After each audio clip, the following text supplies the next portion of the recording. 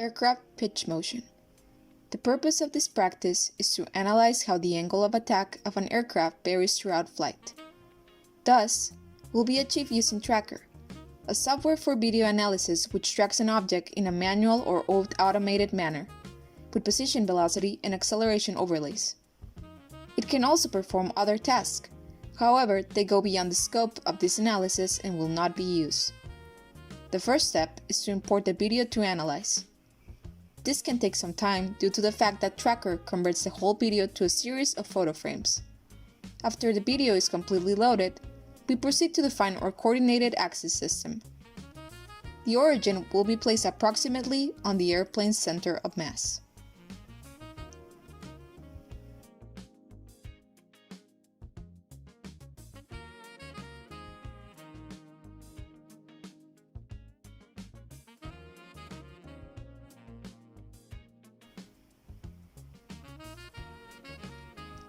Then our reference must be set. In real life, the airplane's body height is 2.6 centimeters, or 0.026 meters. To define the boundaries of the dimension, we click and press the Shift key at the same time.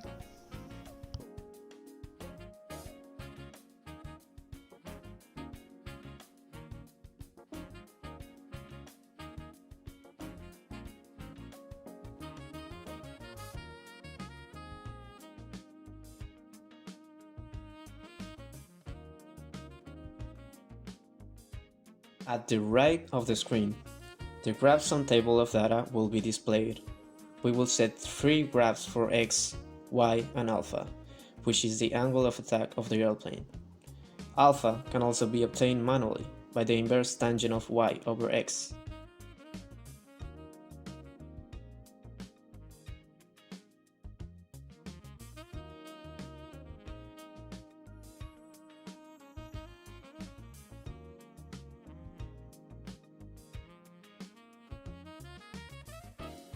Then, point of mass. We right-click it and select the Auto Tracker function. Now we have to define an area to be tracked, because what Tracker does is to search in all the photo frames of the designated region the defined area and compare it.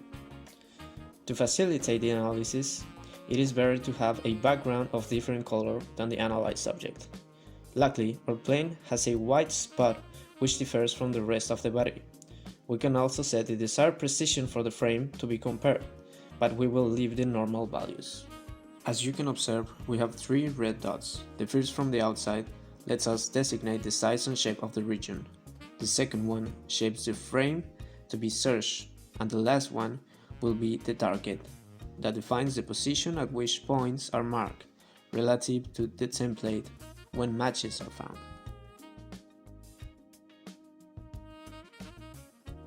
So here's a little tip. Before you continue with the analysis, it is better to set the dynamic memory size to a higher value than the one that is already predetermined.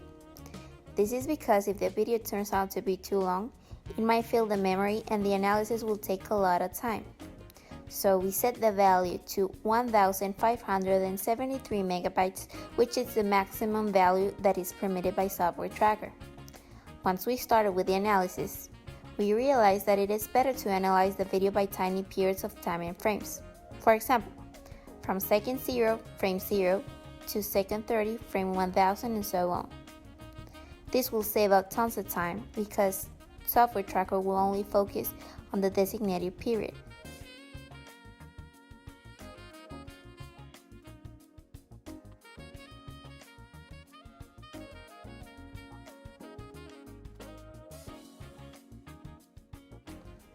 Once we finish analyzing all of the frames, we just set the start frame to 0 and the end frame to 9185, and the gathered information will be displayed at the right side of the screen.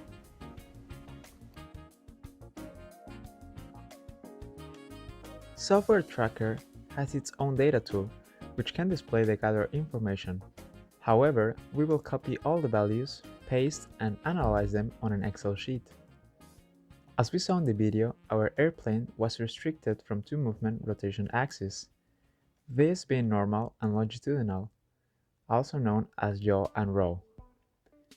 If we observe the vertical values, these are the ones that have more impact on the angle of attack, rather than the horizontal ones, which is expected given the fact that the pitch motion is based on the up and down of the tip of the aircraft.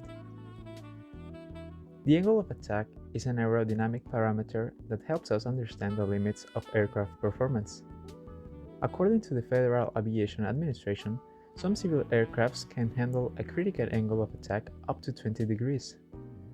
Our average angle of attack obtained was 19.82 degrees.